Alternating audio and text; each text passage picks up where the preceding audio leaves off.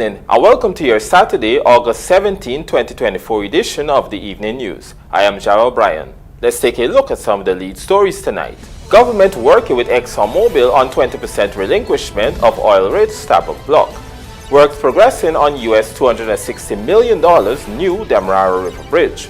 Government's infrastructure planning taking climate change into account, Ministry of Public Works Permanent Secretary. SIMEXTRA opens first duty-free store at EUGENE CORREIA International Airport.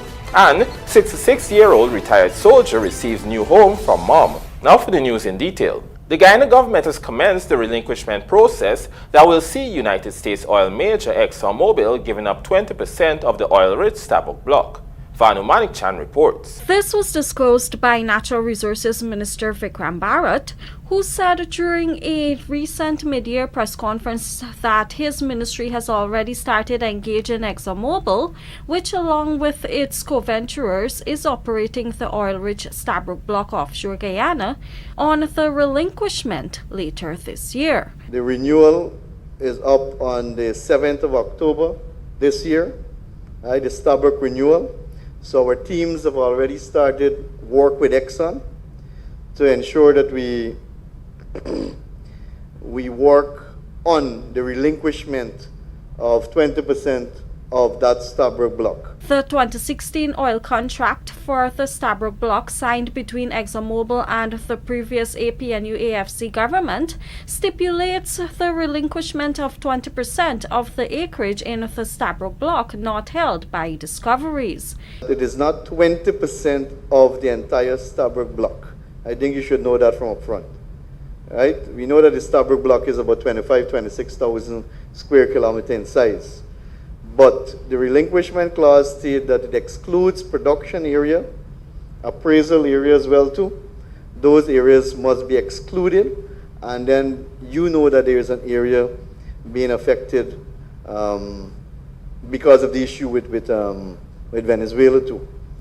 So our team is working out the acreage that will remain after that, and then 20% of it will have to be relinquished and comes back to the state. The technical team is here, they have been working on it. So that, I would say, is on stream for October, when Exxon will seek a renewal. This Stabroek block relinquishment was due since 2023, but the U.S. oil giant secured a one-year extension until October 2024 after the force majeure was applied during the COVID-19 pandemic that resulted in lost time. Since last year, Vice President Dr. Bart Jagdeo had indicated government's intention to put the relinquished areas back on the market. It is estimated that the Stabroek block holds over 11 billion oil equivalent barrels of light sweet crude. Production activities have been ongoing since December 2019, and there are currently 3 FPSOs producing oil offshore Guyana, with a 4th set to come on stream next year. Meanwhile, over 30 oil discoveries have been made in the prolific Stabroek block to date, with the latest crude find recorded in March at the Bluefin well. Reporting for the Evening News, Vanu Manik-chan. Trishelle Sobers now brings us this update on the new Demerara River Bridge from Minister of Public Works EXXONMOBIL, who noted that additional materials for the new structure will soon arrive in the country. An engineer from the Public Works Ministry and technical representatives from the contracting consortium, led by China Railway and Construction Cooperation Limited, are currently in China testing additional material to be used for the US $260 million new Demerara River Bridge. The Evening News understands that the quality control and inspections are essential in ensuring safety, durability, and functionality of the structure. In an interview with the Evening News on Saturday, Public Works Minister EXXONMOBIL explained that the materials to be procured will play a crucial role in fast-tracking the bridge completion. He explained that the works on the columns for the superstructure and 4 concrete plants on site are progressing, and citizens can expect to see a physical layout of the permanent structure soon.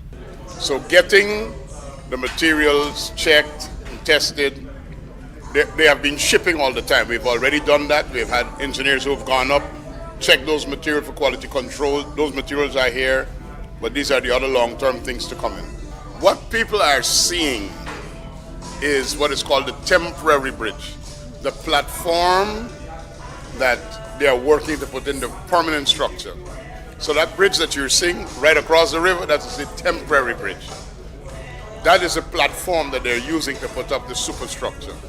And it is materials for the superstructure that are coming. As of May 2024, works on the new Demerara River Bridge was 43.4% complete with a March 31, 2024 completion deadline. Minister EXXONMOBIL explained that the government was initially anticipating the project by this year's end. However, the deadline was revised due to procurement challenges beyond its control. He nevertheless assured that liquidated damages as stipulated by contract will be pursued. That we have agreed on, which includes the loss of time that they would have suffered as no fault of theirs, because we're holding them accountable.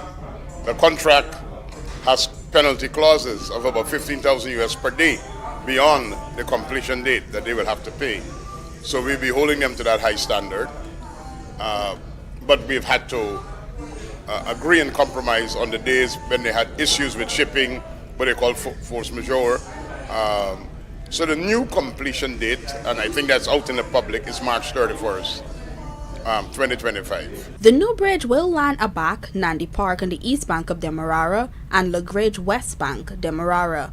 It will be a fixed 2.65 kilometer 4-lane high span capable stay structure across the Demerara River, with the width of the driving surface being about 23.6 meters. This new bridge will replace the aging floating Demerara Harbor Bridge, which has outlived its lifespan by several decades. Trishelle Sobers, Evening News.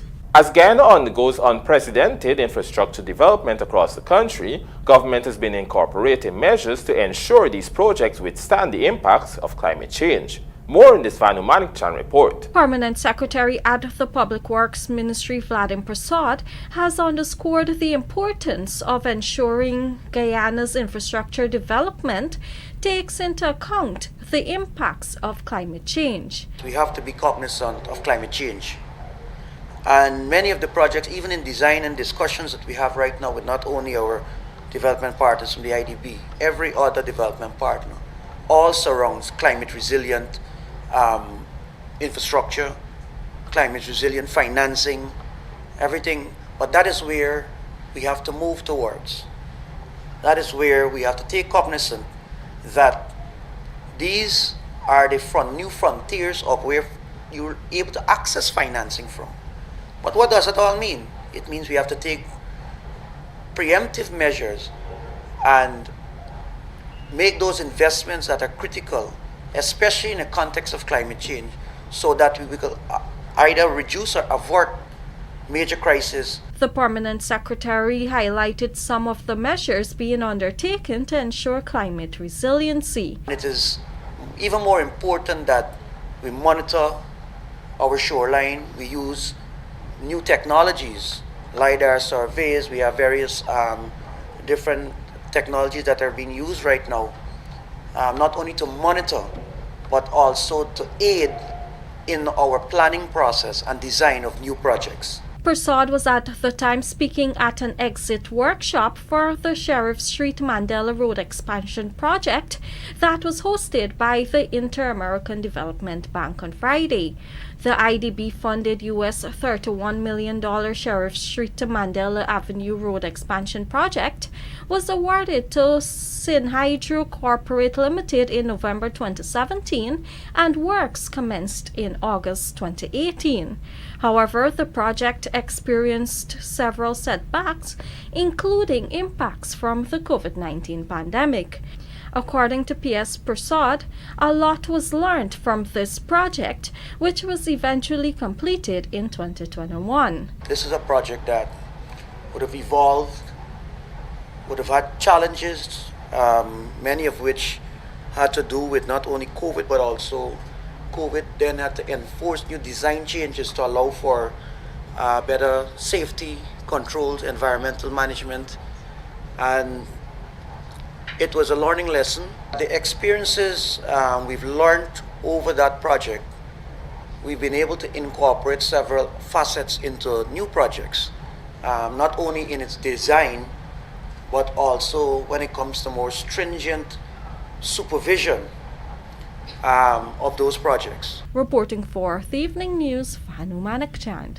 Stay with us. More news ahead.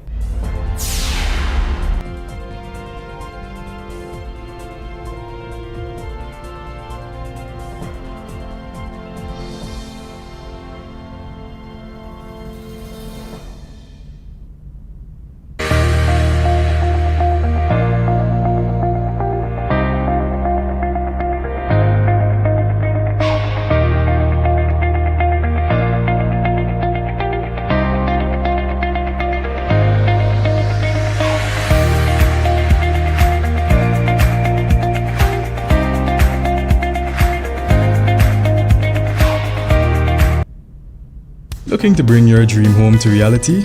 Or simply taking on a home improvement project? Then National Hardware Limited is where you should start. Let us put that touch to your home.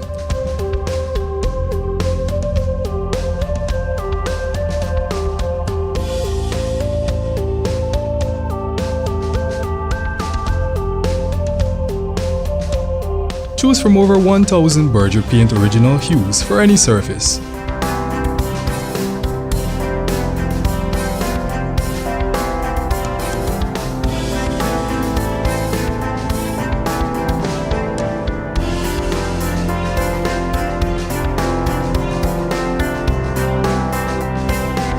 We are known for our trusted brands such as Westinghouse, Philips, Sadco, Rubbermaid, Pyrex, Gibson Home, and so much more. National Hardware Limited, your do-it-best store. Located in downtown Georgetown and industrial site Rhymeville.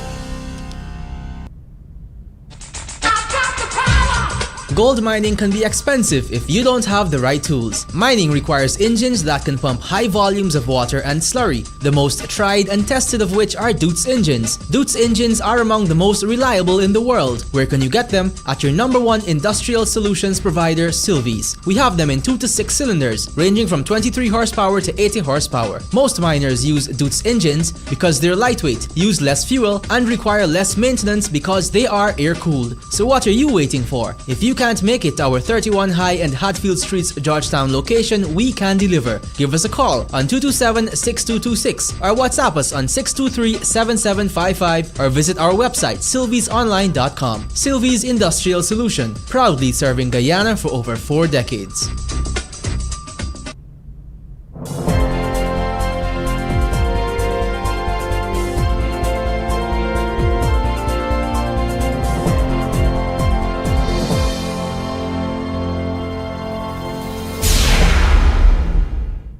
Welcome back. You're watching the Evening News.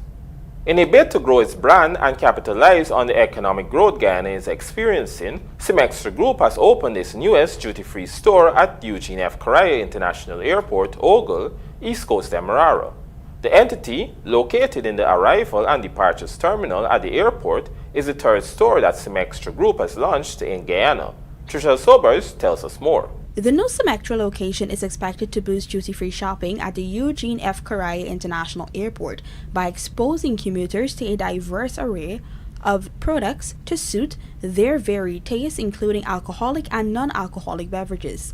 At the opening ceremony on Saturday, Chief Financial Officer of SIMEXTRA Group, Winu Suko, noted that the new location aims to help enhance travelers' experience as the group is dedicated to contributing to the growth and development of Guyana. As we expand our presence in the travel retail sector, our goal goes beyond providing high-quality products to our travelers. We aim to create memorable, enjoyable experience for all visitors who walk through our doors, whether they are embarking a new journey or returning home. But our mission doesn't stop there. By investing in the travel retail sector, we also contributing to the broader tourism industry as a key pillar of this nation's economy.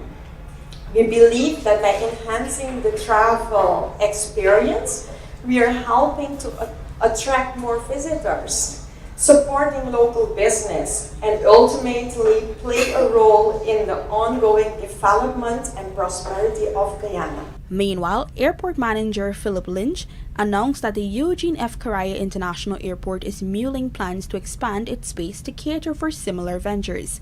He explained that this investment is among many being implemented by the management of the airport. As we speak, work is on the way to construct a new car park as well as a cargo facility. These are expected to be completed early in 2025. Following that, the terminal building expansion will be started. The capacity of the terminal is expected to double upon its completion. The new expanded terminal will have more floor space for both incoming and outgoing duty-free shops, which I know SIMEXTRA will take advantage of. SIMEXTRA Group is a family-owned wholesale company that was founded in 1994. It opened its first duty-free shop at the ferry connection between Suriname and Guyana back in 2013 and has since expanded to 7 stores in total. Trishelle Sobers, Evening News. A 66-year-old retired Guyana Defense Force soldier now has the keys to his brand new home following the recent donation of a house by the Men on Mission initiative. Michael Henry has this story.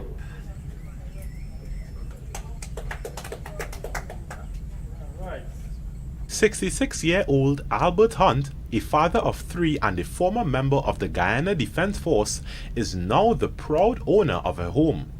This was made possible through the Men on a Mission initiative.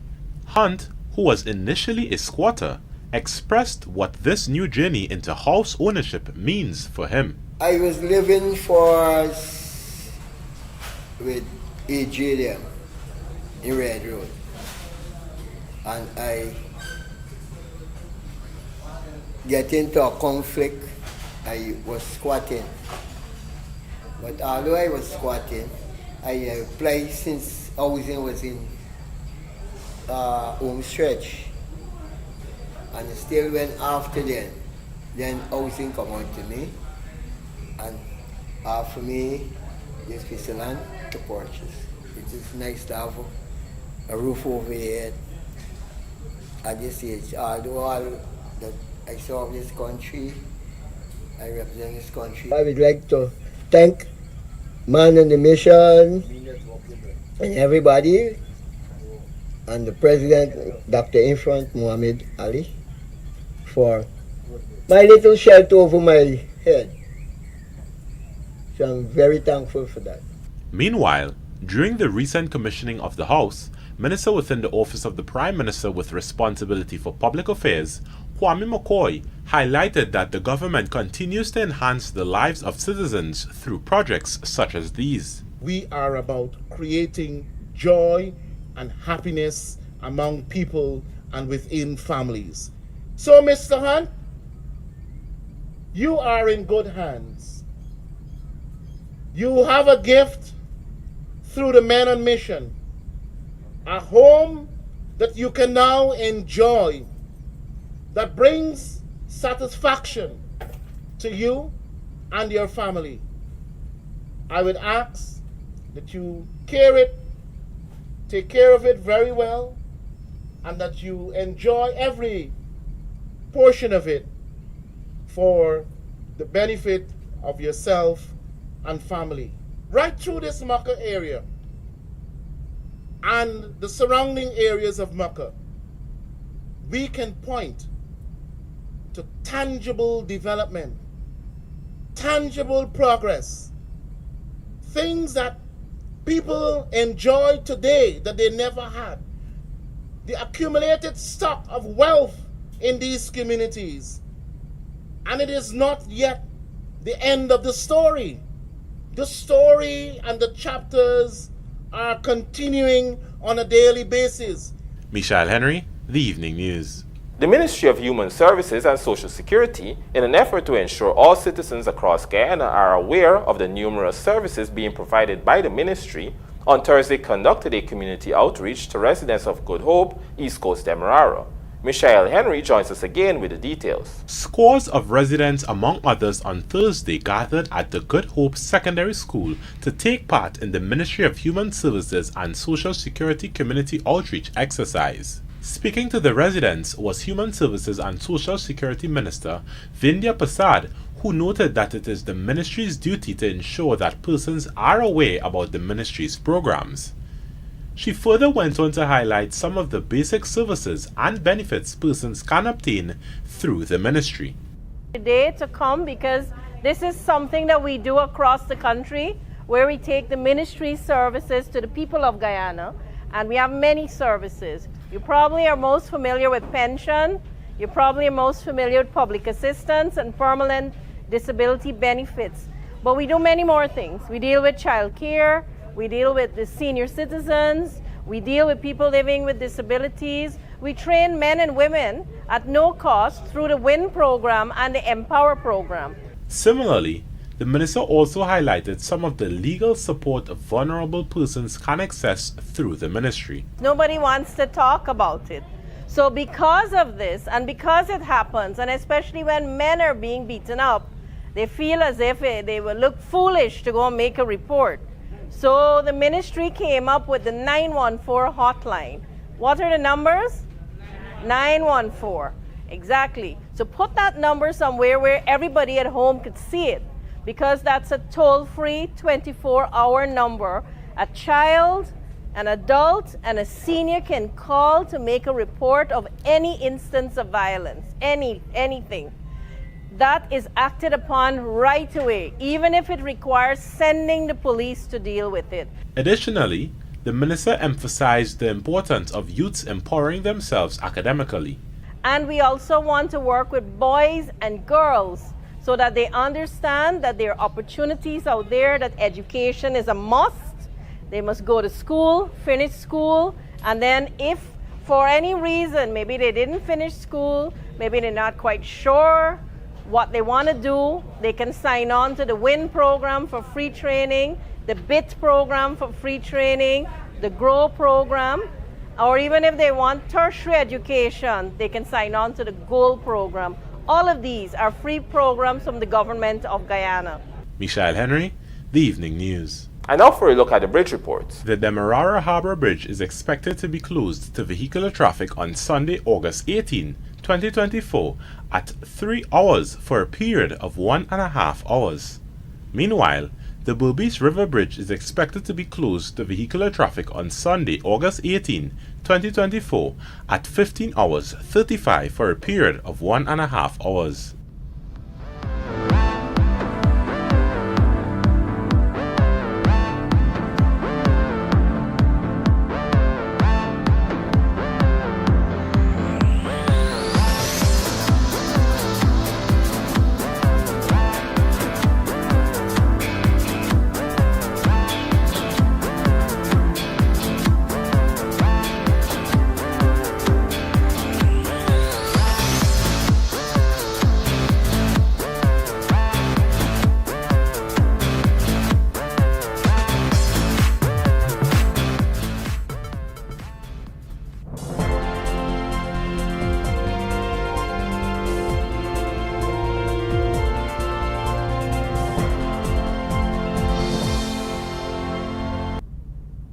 Guys, I think I'm in love! Wow! Yeah, I was looking at you too. What? What are you talking about? I'm in the tiles. Where did you get them? Oh, Mima Decor. Obviously the best tile store in Guyana. Come, let me take you there. My kitchen, my bathroom, my floors. Mima Decor has everything. And the prices are great too. So, girl, want to have a date now? We can build on that.